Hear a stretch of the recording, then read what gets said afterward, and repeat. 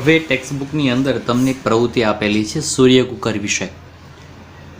તો સૂર્ય કુકર છે એ પણ સૂર્યથી ચાલતો એક સાધન છે, ઉપકરણ છે, જેમાં ઢાંકણ હોય અને નીચેના ભાગમાં પેટી હોય. આ આખું એક ધાતુમાંથી બનેલું હોય તથા જે ઢાંકણ છે, ઢાંકણમાં અરીસો ફિટ કરેલો, એટલે પ્રકાશના કિરણો સીધા ડબ્બા પર પણ પડે, ત્યાર પછી અથડાય અને ડબ્બા પર પણ પડે, એટલે ત્યાં 2 ગણો પ્રકાશ છે એ ભેગો થાય. આ જે ડબ્બા છે આમતોર પર એનો રંગ શ્યામ રાખવામાં આવે એટલે બ્લેક. આખું બોક્સ છે એ પણ બ્લેક જ હોય છે. પછી ડબ્બા મૂકી દો ત્યાર પછી ઓર એક ઢાંકણ હોય જે ઢાંકી દેવાનું હોય છે, કાચનું હોય. હવે બહારથી પ્રકાશ અને ગરમી, ઉષ્મા એ અહીંથી અથડાય, ડબ્બામાં જશે, સીધી ડબ્બામાં જશે, પરંતુ એ ગરમી અંદરને અંદર ભેગી થશે, એ બહાર નહીં નીકળી શકે. એટલે અંદરના ભાગમાં જ તે એ ગરમી ઉત્પન્ન થાય. અંદાજિત 65°C જેટલી આપણે ગરમી મેળવી શકીએ અને આપણે છે ખોરાક બનાવી શકીએ, રાંધી શકીએ, બાફી શકીએ વગેરે. પછી આવે છે સોલાર સેલ. સોલાર સેલ છે તે જે અંતરિયાળ વિસ્તાર હોય ત્યાં કામનો છે. સોલાર સેલ છે આ કે જે સૂર્યપ્રકાશ આવે તેનું ડાયરેક્ટ વિદ્યુતની અંદર રૂપાંતર કરે, જેથી કરીને લાઇટ થઈ શકે અથવા તો આપણા ઘરની અંદર જે ઉપકરણો હોય તે ચાલી શકે. સૌર ઉર્જા છે દિવસ દરમિયાન ઉપયોગી છે.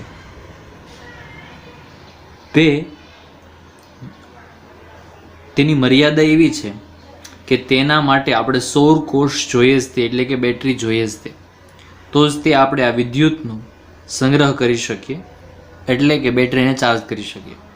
પછી જ્યારે સૂર્ય ન હોય ત્યારે આપણે તેને યુઝ કરી શકીએ. વિશિષ્ટ સોલાર સેલ છે સૂર્ય સામે રાખવામાં આવે અને તે 0.5 થી લઈને 1 વોલ્ટ જેટલો વોલ્ટેજ ઉત્પન્ન કરે. આશરે એ 0.7 વોટ જેટલો વિદ્યુત પાવર છે જેમ કહેવાય. હવે આ એક પટ્ટી હોય તો એક પટ્ટીની ક્ષમતા મુજબ જેટલી ક્ષમતા હોય તેટલું જ વિદ્યુત ઉત્પન્ન કરે.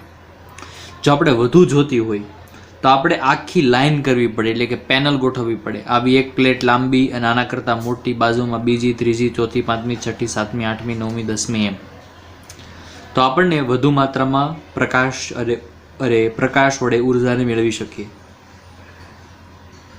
સોલાર સેલ છે આખી પ્લેટ, તેની અંદર કોઈ ગતિશીલ ભાગ નથી હોતો, તેની જાળવણી પણ ઓછી હોય. એક વખત ખર્ચ કર્યા બાદ તમે ફિટ કરી દો એટલે એમને યથાવત રહી.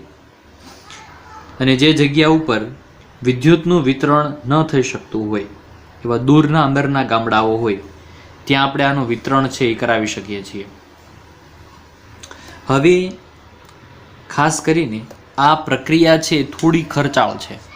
એનું કારણ એ છે કે સોલાર સેલની બનાવટમાં વિશિષ્ટ શ્રેણીના સિલિકોન વાપરવામાં આવે. સિલિકોન દુનિયાની અંદર ખૂબ છે, પરંતુ શુદ્ધ નથી. એને શુદ્ધ કરવું એ ખૂબ ખર્ચાળ છે. અંદર સોલર પેનલના જોડાણની અંદર ચાંદીનો પણ ઘણો ઉપયોગ થાય છે.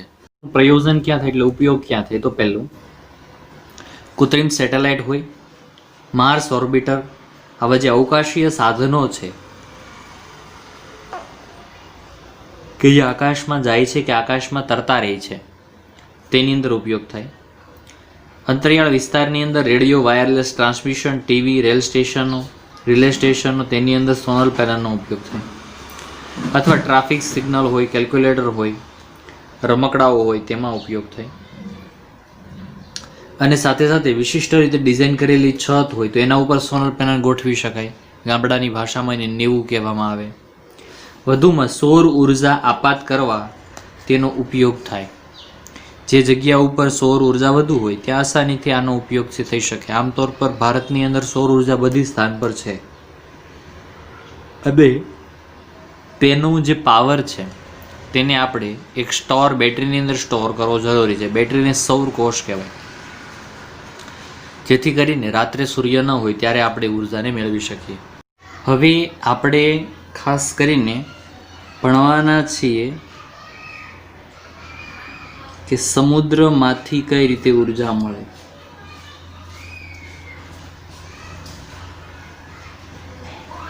સમુદ્રોમાંથી મળતી ઉર્જા એ કઈ રીતે હોય છે? તો કુલ એના 3 પ્રકાર છે: ભરતી ઉર્જા, તરંગ ઉર્જા અને સમુદ્ર તાપીય ઉર્જા, જેનો આપણે પહેલો પ્રકાર ભણીશું કે ભરતી ઉર્જા કોને કહેવાય.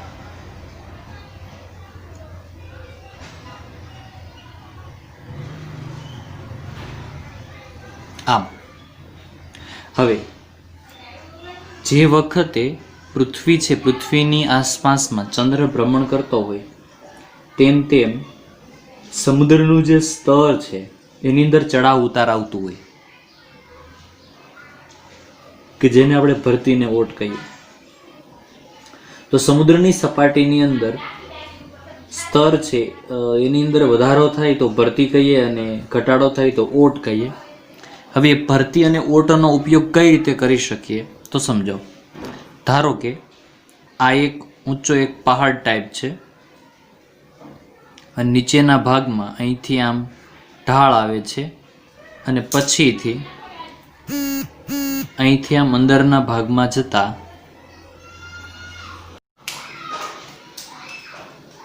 સમુદ્ર આવી જાય છે એમ સમજો. તો આ હિસ્સો છે એ સમુદ્રનો છે. આમ આવી રીતે આ છે એ બધું પાણી છે એમ સમજો.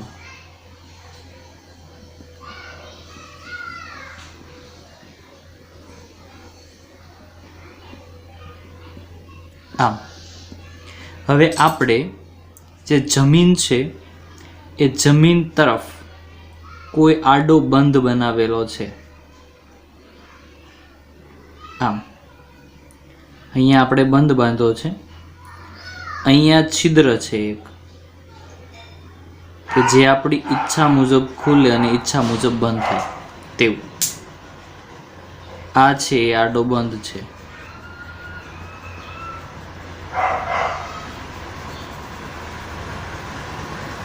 આમ જ્યારે ઓટ હોય ત્યારે પાણી છે એ નીચેના ભાગમાં હોય. આમ જેવી ભરતી આવે એટલે પાણીની સપાટી છે એ ધીમે ધીમે વધતી જાય.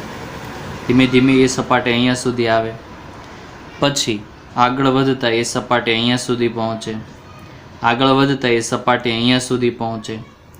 તો થાય એવું કે ડેમની જે અંદરનો ભાગ છે આ તે સંપૂર્ણપણે પાણીથી ભરાઈ જાય. આમ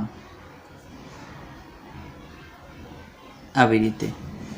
આમ તો હવે શું થશે કે આ ભાગ ભરાઈ ગયો, ફરી ઓટ આવશે એટલે પાણીનું સ્તર છે એ ફરી નીચે જતું રહ્યું.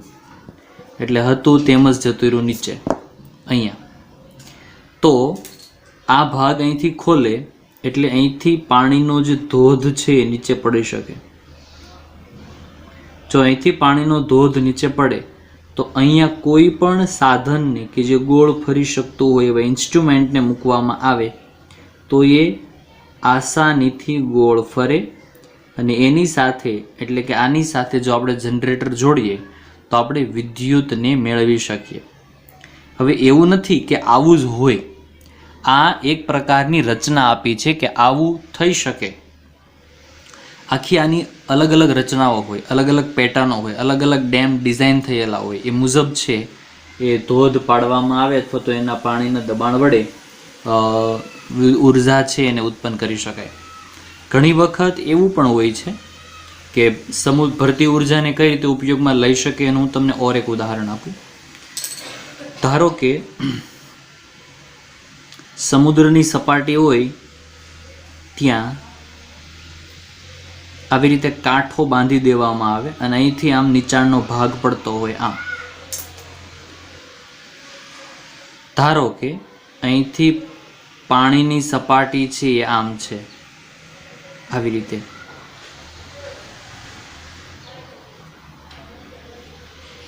આમ હવે જ્યારે લહેરો આવતી હોય એટલે પાણીની અંદર આવી રીતે લહેરો ઉત્પન્ન થતી હોય. તો અહીંયા એક તરતી પ્લેટ મૂકવામાં આવે, આમ એક ન હોય પણ ઘણી બધી હોય, જે પ્લેટ અહીંયા કોઈ સાધન સાથે જોડાયેલી હોય, આમ.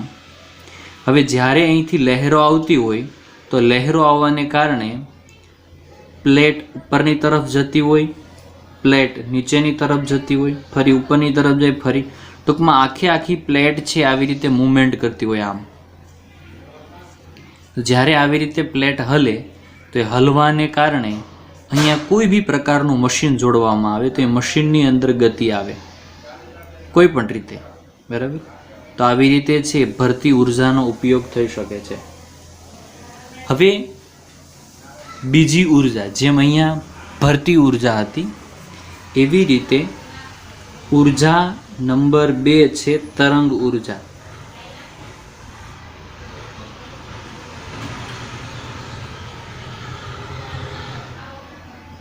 હવે તરંગ ઉર્જા છે એને કઈ રીતે કામમાં લઈ શકાય છે? તો તરંગ ઉર્જાને પવનચક્કીની અંદર પવનચક્કીના માધ્યમને જે રીતે કામમાં લઈ શકાય છે એવી જ રીતે તરંગ ઉર્જાને કામમાં લઈ શકાય છે. ધારો કે આ સમુદ્ર કિનારો છે, તો આ રીતે એક સમુદ્રની કાંઠે એક ટર્બાઇન ગોઠવવામાં આવે, અથવા તો સમજો કે પવનચક્કી છે એમ ધારી લો. જો પવનચક્કી હોય તો પણ એ ટાઈપની રચના થઈ શકે. આ ટર્બાઇન છે, પહેલાં એક વિગત સમજી લઈએ. હવે સમુદ્ર છે તો સમુદ્ર છે એ ખુલ્લો હોય અને ખુલ્લામાં જે પવન છે એ આસાનીથી આવતો હોય. તો ધારો કે આમાં પવનની સમુદ્ર પરથી પવન ગતિમાં હોય તો એ પવન છે આ ટર્બાઇન સાથે ટકરાય, તો એ ટકરાવાને કારણે ટર્બાઇન છે ગોળ ફરે તો પણ ઉર્જા ઉત્પન્ન થઈ શકે. અથવા એના સ્થાન પર જો બીજી રચનાથી આપણે સમજવું હોય તો એમ સમજી શકશું કે અહીંયા 3 પાંખિયાવાળી પવનચક્કી ગોઠવવામાં આવે, જેના પર પણ પવન લાગતા એ રાઉન્ડની અંદર આવી રીતે ફરતી હોય. તો આ જે ઉર્જા થઈ એ છે તરંગ ઉર્જા. હવે ઉર્જા ત્રીજી. હવે ત્રીજી ઉર્જા છે એને કહીશું સમુદ્ર તાપીય ઉર્જા.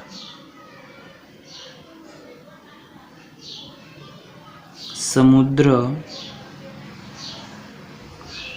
તાપીય ઉર્જા. હવે આ ઉર્જા કઈ રીતે મેળવવી, અથવા તો આને કઈ રીતે મેળવવાની સિસ્ટમ હોય, તો એનું એક આપણે સ્ટ્રક્ચર સમજીએ. ધારો કે આ જે છે એ સમુદ્રની સપાટી છે, આમ.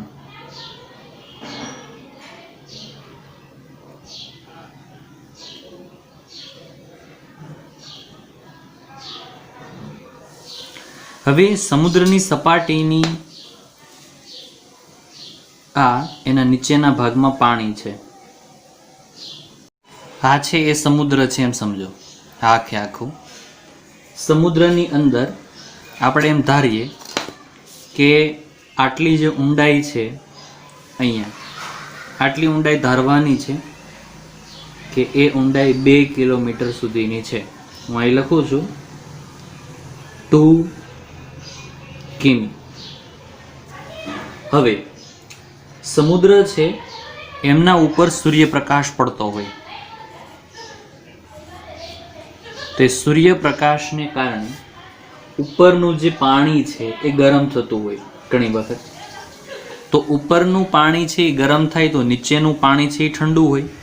તો ઇન કમ્પેરિઝન આ પાણી એ ગરમ અને આ પાણી છે એ ઠંડુ. હવે ઠંડુ તો કે કેટલું ઠંડુ હોય, તો સમજો સમુદ્રની સપાટી છે ત્યાંથી તમે 2 કિલોમીટર સુધી અંદર જાઓ તો ત્યારે 20 અંશ સેલ્સિયસનો તફાવત પડે. 20 અંશ સેલ્સિયસ. ધારો કે અહીંયા જો 30 અંશ સેલ્સિયસ તાપમાન છે તો 2 કિલોમીટર ઊંડે 10 હોય.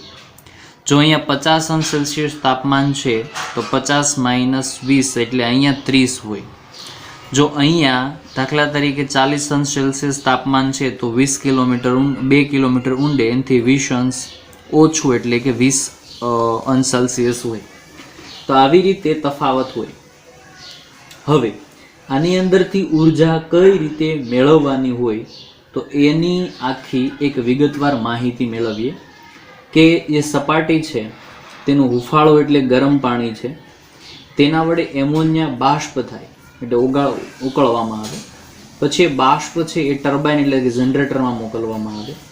એ જનરેટર છે તેની અંદર એ બાષ્પ જાય, એ બાષ્પ એની અંદર ફરે, ત્યાર પછી એ જે બાષ્પ ઉપયોગ થઈ ગઈ ફરીથી એને અંદર મોકલવામાં આવે એટલે ઠંડી થાય એટલે ફરી પ્રવાહી થાય અને ફરી પાછી ઉપરના ભાગમાં આવે.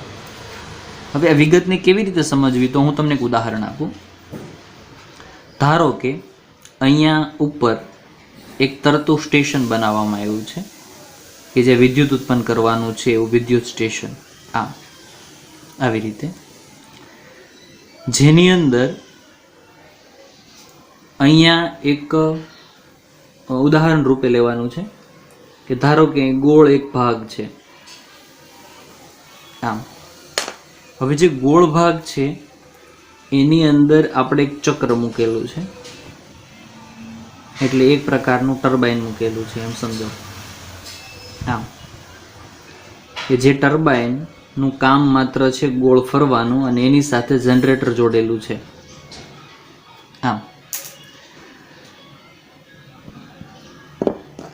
આવી રીતે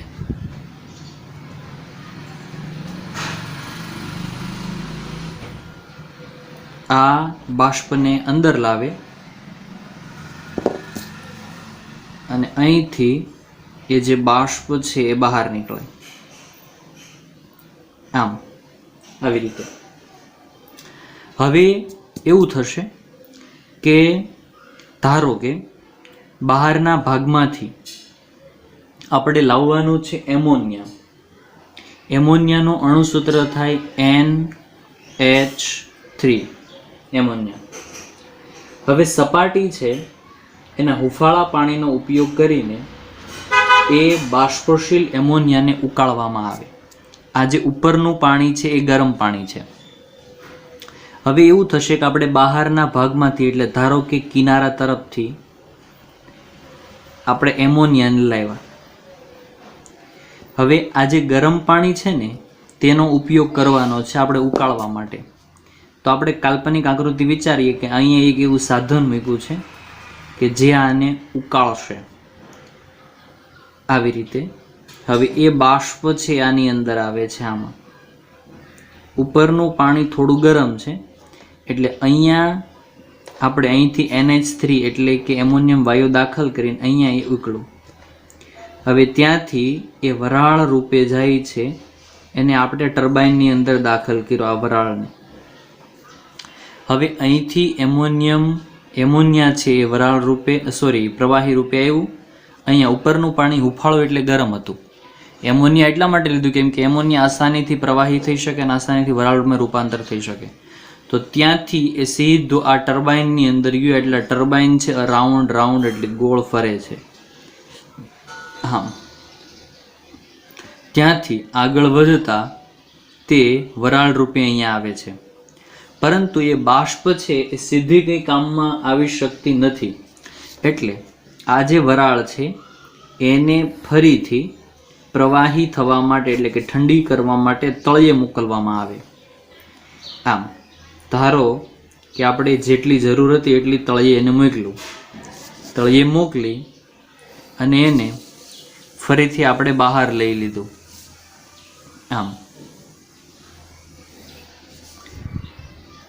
અર્થાત એમ થઈ શકે કે ઉપરના પાણી વડે એમોનિયાને ગરમ કરવામાં આવે છે અને ઠંડા પાણી વડે એમને ઠંડુ પાડવામાં આવે.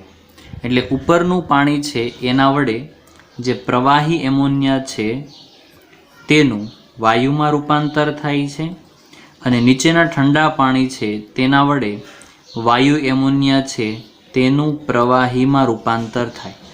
અહીંથી જ્યારે આવે ત્યારે એ એમોનિયા પ્રવાહી થઈ ગયો હોય તો ફરી પ્રવાહીને અહીંથી દાખલ કરી ગરમ પાણી વડે વરાળ કર્યું, વરાળ આની અંદર મોકલી, આ ફેરવું, ફરી તળિયે મોકલું પ્રવાહી થવાનું, ફરી અહીંથી એને બહાર કાઢી લીધું. તો આવી આખી ગતિવિધિ છે આપણે એમ સમજી શકીએ.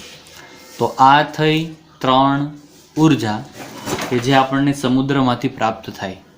હવે ત્યાર પછી આવે છે ભૂતાપીય ઉર્જા.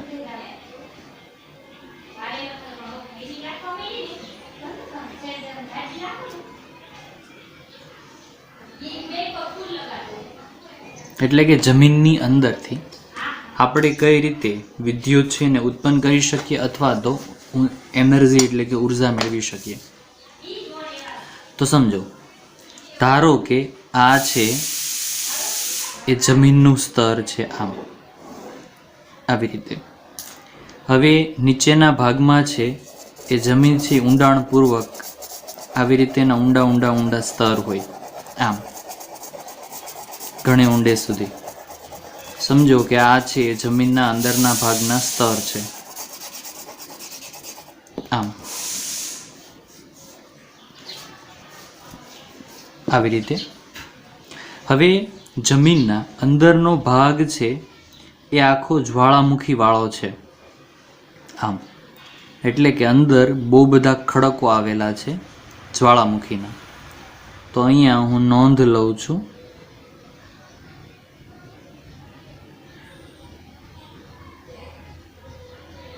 જ્વાળામુખી, આમ.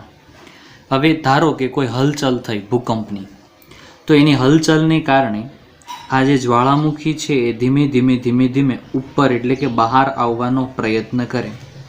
હવે બહાર આવતા હોય તો વચ્ચે કોઈ જગ્યા પર પોલાણ જો દેખાઈ જાય તો એ આખો જ્વાળા છે એ પોલાણની અંદર પથરાઈ જાય. ધારો કે જમીનનું આ સ્તર છે કે જ્યાં જ્વાળામુખી થોડે ઉપર આવીને પથરાયો. હવે એવું થશે, ધારો કે ઉપરના ભાગમાંથી જ્યારે વરસાદ પડે તો વરસાદનું પાણી છે એ ધીમે ધીમે જમીનની અંદર ઉતરે, આમ. તો પાણી છે એ જમીનની અંદર જાય છે. હવે જેમ પાણી નીચે જાય તેમ તેમ આ ભાગ, આ વિસ્તાર જ્વાળામુખી વાળો એ એના ટચમાં આવે, અને જ્વાળામુખી વાળો જે વિસ્તાર છે એને કહેવામાં આવે છે ગરમ બિંદુ. ગરમ બિંદુ એટલે એવો ભાગ કે જ્યાં ગરમ જ્વાળા પથરાયેલો છે તેવો ભાગ.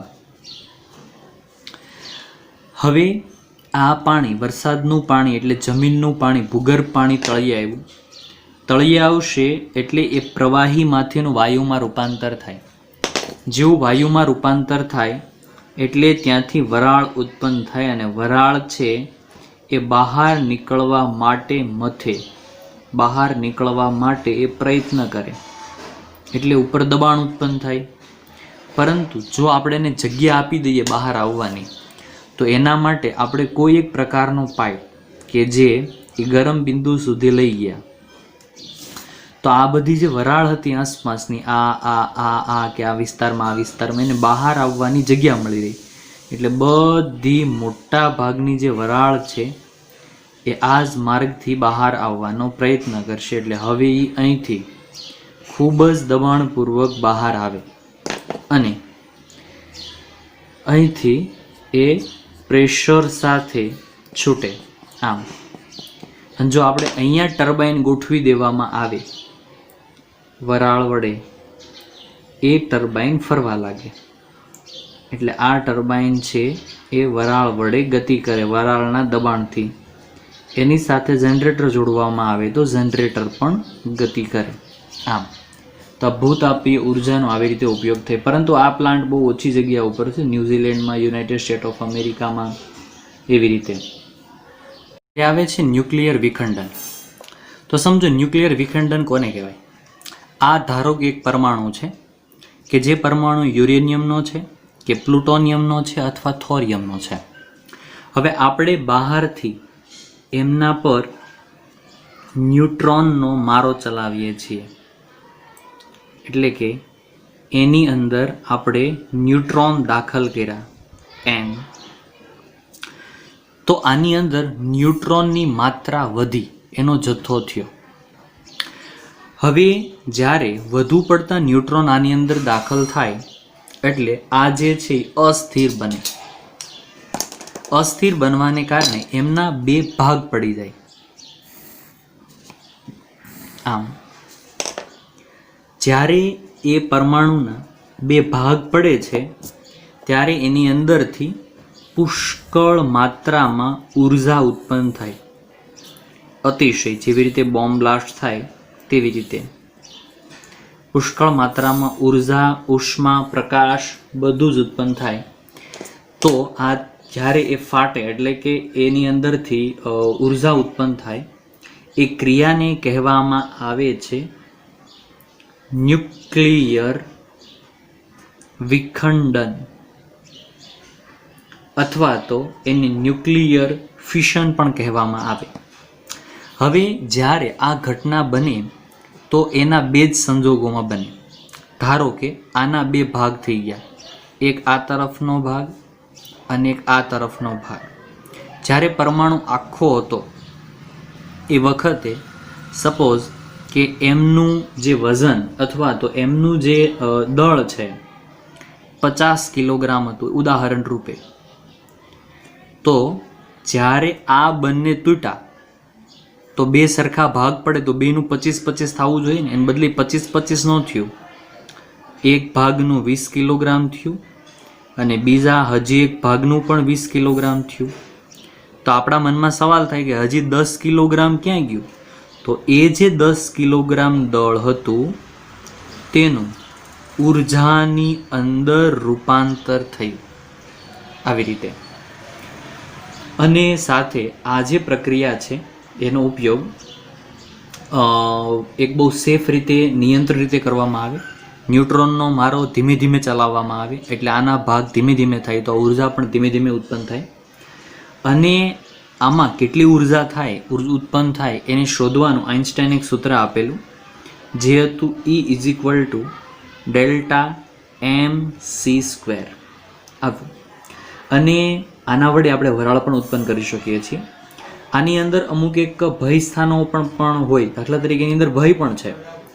જેમ કે ન્યુક્લિયર પાવરના જનરેટરનો સૌથી મોટો ભય એ છે કે જ્યારે આનો કચરો વધે તો એનો નિકાલ ક્યાં કરવો, અને જો નિકાલ કરવામાં આવે ને તો ત્યાં પણ એ વિકિરણો છે ઉત્પન્ન કરતા હોય. ત્યાર પછી જે વધેલો ભાગ જ્યાં નાખવામાં આવે તો ત્યાં પ્રદૂષણ ફેલાવે છે. સાથે સાથે વિકિરણો જો ફેલાય તો અતિશય માનવ માટે, પશુ પંખી, જંતુ, કીટકો માટે પણ નુકસાનકારક થાય છે. અને ક્યારેક ક્યારેક આ જે પ્રક્રિયા છે આનો ઉપયોગ વિનાશકારી શસ્ત્રો બનાવવા પણ થાય છે.